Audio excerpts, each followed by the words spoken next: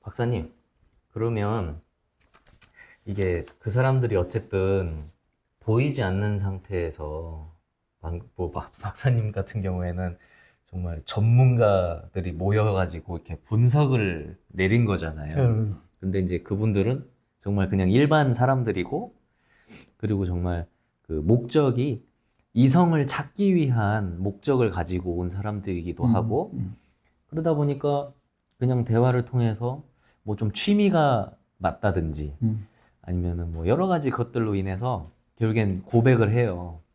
고백을 하는데 또 재밌는 게 어떤 또 한 사람을 여러 사람이 마음에 들어 하는 거예요. 그래서 서로 막 경쟁을 해요. 그 사람한테 고백을 하려고. 그런 것도 있는데 또 어떤 사람은 잘 가다가도 뭐 하나 때문에 틀어져 가지고 고백했는데 안 받아주고, 또 어떤 사람은 정말 서로가 이제 고백을 받아줘서 연결이 돼요. 근데 연결이 되면 그때부터 이제 얼굴이 공개가 되거든요. 근데 이제 서로 딱 그 얼굴을 봤을 때 되게 약간 그 애매모호한 표정을 짓더라고요. 약간 이건 내가 생각한 이미지가 아닌데 약간 이런 느낌? 그런 것들이 있어서, 만약에 정서적으로는 내가 정말 마음에 들었는데 갑자기 비주얼을 보고 감정이 확 상하거나 그럴 수도 있을까요? 그런 경우가 많죠.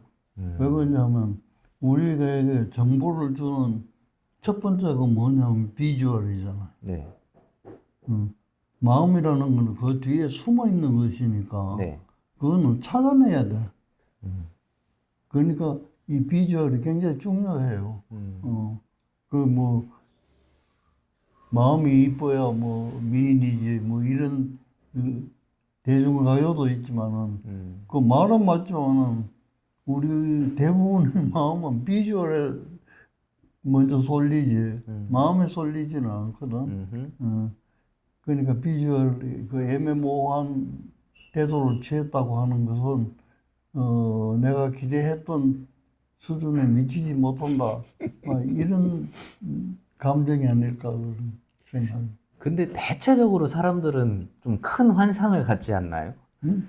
대체적으로 사람들은 다 큰 상상을 하니까 그 거의 다 실망하지 않을까요?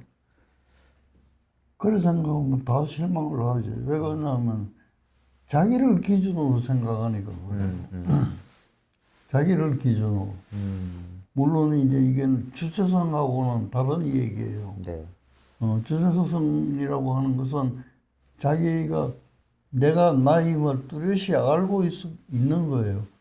그러니까 이제 자기 분수를 아는 거예요. 그러니까 이제 나한테는 저 사람이 뭐 인물은 그래도 적합하겠다든지 뭐 또 인물이 저러니까 안 그렇다든지 그거는 그 다음 문제예요. 첫 번째는 자기의 그 감정이라든지 생각이라든지 또 상상하는 내용이라든지 그런 거예요. 근데 그거는 그 우리가 할아버지 때를 생각하면 얼굴도 안 보고 초에 처음 뭐 신부 신랑의 얼굴을 쳐다보는 그 재밌는 얘기가 있잖아요. 그 오영진 선생에서 시집 가는 날 그런 것도 보면 그 비주얼이란 말이야. 네, 어, 일부러 신랑이 그 집에 가서 말이지 이 절름발이 역할을 하는 거야. 사실은 안 그런데 이런데도 불구하고 내 마음을 보는 사람이라면 내가 결혼을 하겠다. 이 생각으로 그렇게 테스트한 거야. 음, 이제 거기에 속아 넘어가가지고 이제 딸은 시집을 안 보내고 딸의 종을 갖다가 이제 대신하는 거야. 그래서 이 사람은 알면서 그 종을 선택하는 이제 어, 그런 스토리인데 네, 그것처럼 비주얼이 굉장히 중요해요. 네, 또 우리한테 뭐 전해오는 실험한 얘기들이 많이 있잖아요. 네, 고속도로 같은 데서 그 뭐 우리나라에서 그런 게 아니고 외국에서 흘러나오는 얘기인데 자동차가 고장이 났는데 여성이 이제 운전하고 가다 고장이 났단 말이에요. 그 여성이 있으면 대체로 차들이 많이 서. 그런데 미인일수록 서는 차가 더 많아. 음, 음, 도와주려고. 음, 그러니까 그거는 뭐 본능적인 것 같아요. 본능. 네. 이쁘지 않는 사람보다는 이쁜 사람이 더 보기도 좋고 좋잖아요. 그런데 그런 걸 이제 하고 그 비주얼에만 너무 쏠리니까 마음이 고와야 된다. 이제 이런 얘기를 하는 거고 또 살아보면 그 말이 맞는 것 같기도 하고 그래요. 근데 박사님 그 이쁘다라고 하는 기준이 사람마다 다 다르잖아요. 자기 눈에. 음, 그러니까 기준은 언제든지 자기예요. 자기 생각, 자기 눈, 음, 자기 귀. 네. 그게 기준이에요.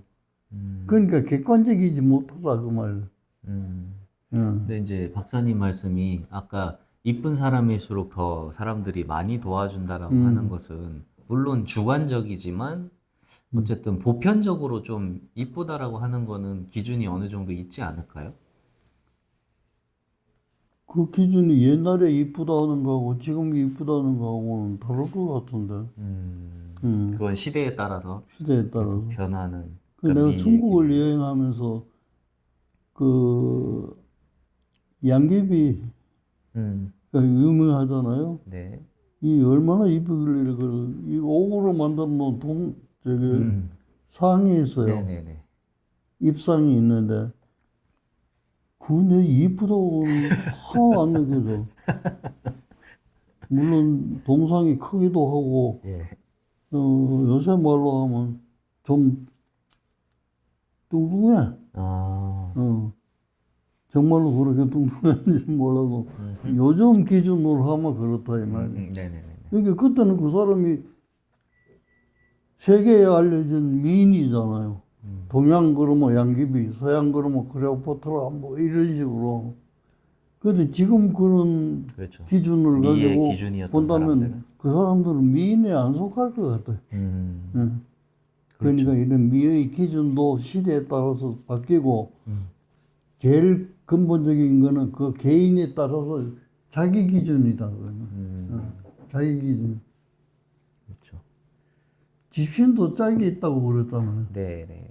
그냥 하찮은 것이라도 짝이 있는데 사람은 이쁘다고 짝이 있고 안 이쁘다고 짝이 없고 그런 게 아니다. 네.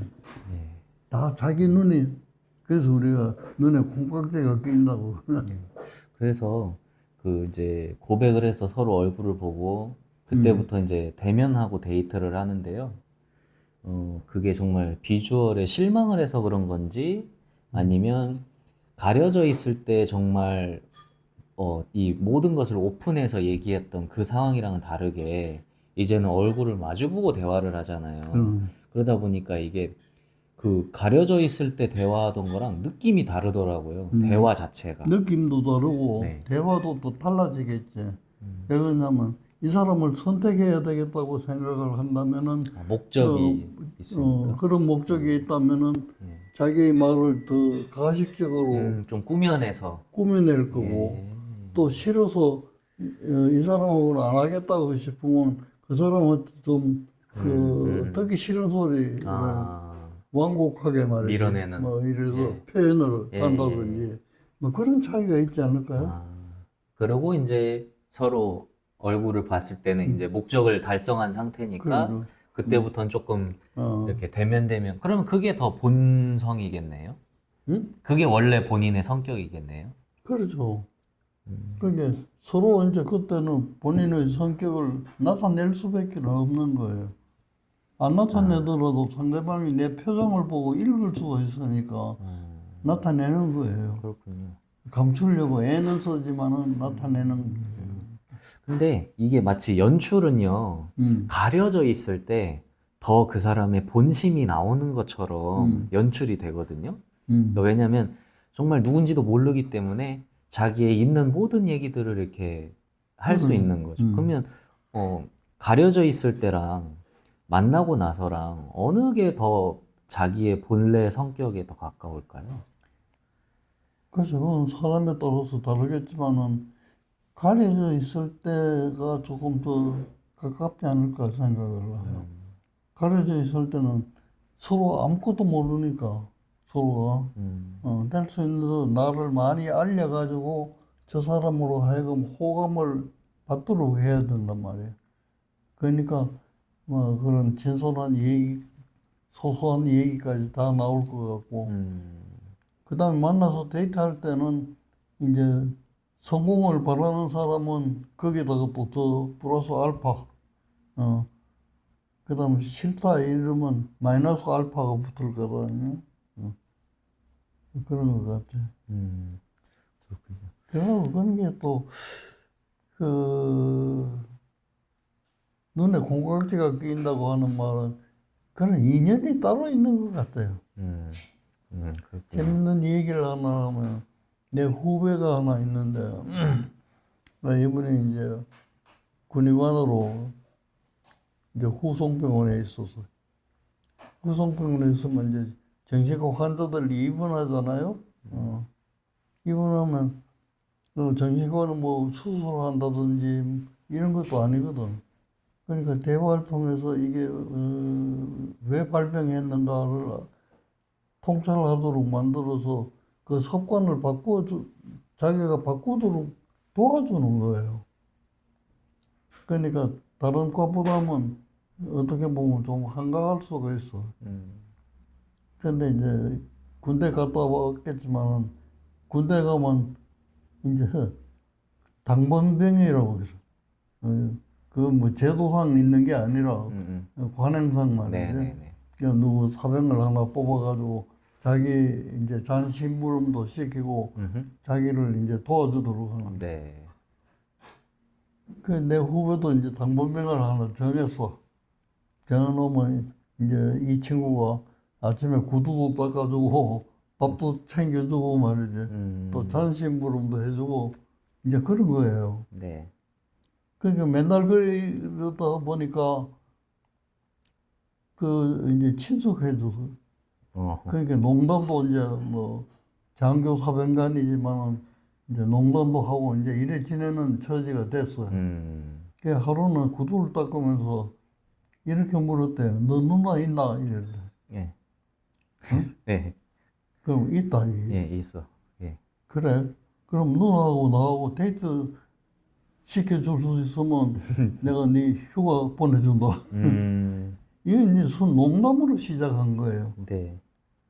그러니까 누나가 있다고 했으니까 약속은 했겠도 휴가를 보내주지 않을 수 없잖아요. 그래서 며칠 휴가를 보내줬어. 그랬더니 휴가 중에 전보가 날라왔어. 예. 누님 상견. 어. 뭐 무슨 차로 올라가니까 서울역에 마중바람. 이 친구가 깜짝 놀라가지고 이거 농담으로 했는데 또 약속을 안 지킬 수가 없잖아요. 그게 나갔어. 그래서 이제 예. 서울역에 나갔어요. 나와서 이렇게 보는데 그 여자들도 많이 나오고 노인도 나오고 젊은 사람도 나오고 예. 여행객들이 이제 몰려 나오잖아요. 네네네. 몰려 나오는데 이상하게 한 여자한테 눈이 딱 가면서 꽂혀가지고. 저 사람이면 참 좋겠다 이 생각을 했대요. 근데 하필이면 딱. 그래서 딱 만나보니 그 사람이야. 그 사람하고 그래서 결혼했어요. 실제로 결혼도 하셨고. 그럼. 예. 그러니까 그런 것도 보면 따로 뭐 인연이 있는 것 같아요. 참 설명할 수는 신비롭네요. 없어도. 예, 맞네요. 진짜. 박사님 말씀 들어보니까 진짜 사실 그 프로그램이라고 하는 게 진짜 모집할 때부터 그런 진짜 만나게 될 운명인 사람들은 또 그렇게 해서 이미 만나기 위해서 그 프로그램에 참여하고 다른 여러 사람들과 대화해봤지만 정말 하필이면 그 사람이랑 또 대화가 잘 통하고 또 그렇게 해서 얼굴도 봤는데 얼굴도 또 나름 나쁘지 않고 뭐 이런 여러 가지들이. 근데 이제 반대의 경우도 있어요. 음. 그건 내가 이제 치료했던 환자의 경우인데 오래된 얘기인데 네. 중동부음이 한참 있을 때 네, 네. 둘이 결혼을 했는데 남편은 뭐 이제 신혼 초에 바로 중동에 가서 일을 하게 되고 이 사람은 혼자 남게 됐어요. 네. 근데 이제 중동에서 매일 편지가 와요. 편지가. 그 사람도 상당히 이제 뭐, 그 부인한테 이제 콩깍지가 끼었다던가 봐. 편지. 근데 이분은 한글을 읽을 수 없는 문맹자야. 아, 문맹자야. 인물은 곱게 생겼는데, 그 왜 문맹자가 되는지 그건 모르겠는데, 그 편지는 오는데 읽을 수는 없고, 네네네. 그 차근차근히 모았어. 모으다 보니까 100번째 편지가 온 거야. 그러니까 이 여자도 가만히 생각하니까 100번째 온다면은 이 안에는 무슨 좀 중요한 어떤 멘트가 있을 것이다. 그래가지고 뭐 부끄러움을 무릅쓰고 자기가 새들어 있는 집의 주인한테 말이지. 내가 사실 문맹이라서 그런데 편지가 이런 게 왔는데 읽을 수가 없다. 좀 읽어달라. 네네네네. 그리고 요청을 했어. 그래서 이제 그 집주인이 읽어보니까 이혼하잖아. 아, 뭐냐면 내가 100번이나 편지를 보냈는데 답장이 답이 하나도 없어요. 없다 예, 이거야. 예, 예. 그렇다면 이거는 나하고 살 그게 없다고 내가 판단해서 이 100번째 여기에 답을 해달라 이게. 이 답에 따라서 내가 살 것인가 이혼할 것인가를 결정해야 되겠다. 이 여자가 졸도한 거. 음, 청천벽력 같은 소리야. 자기는 만족하고 사는데 단지 글을 몰라서 편지를 쓰지 못했다는 뿐이에요. 그래서 이제 중동에다 연락을 해가지고 남편이 나왔어요. 그래서 나한테 왔더라고. 그래서 내가 얘기를 해서 당신 부인을 너무 괴롭혔다. 글도 읽을 줄 모르는 사람한테 편지를 100번이나 쓰고 말이지. 응? 100번이나 쓰고 대답 안 하면 이혼하겠다. 그 사람을 고통을 그렇게 줄 수 있는가? 요새 뭐 그 비디오는 아니지만 그때는 비디오가 많을 때 그리고 비디오도 있고 하니까 일하는 거라든지 내 생활을 찍어가지고 보내면 그거 보고 즐기면 될 일인데 말이지. 왜 글도 모르는 걸 기어이 100장이나 써가지고 사람을 괴롭혔느냐. 내가 그렇게 물어서 네. 깜짝 놀라는 거예요, 이 사람이. 그 사람이 영어도 잘하는데 한글을 못 읽을 사람이 아니라는 거야. 그래서 자세히 물어보니까 에피소드가 이거예요. 자기는 지적인 사람한테 결혼을 하고 싶다. 이게 자기 목표예요. 그러니까 사람이 지적으로 보이는 사람도 있고 또 네네. 뭐 여러 가지가 있죠. 여러 가지 보이잖아. 하루는 다방에 이렇게 딱 들어가니까 저 사람이다. 이렇게 느꼈다. 네.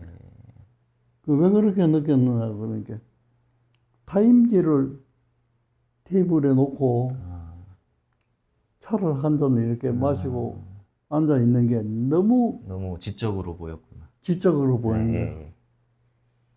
그래도 같이 앉아도 좋겠냐 그러니까 빈 자리니까 앉으세요. 그래가지고 서로 사귀게 됐어. 네.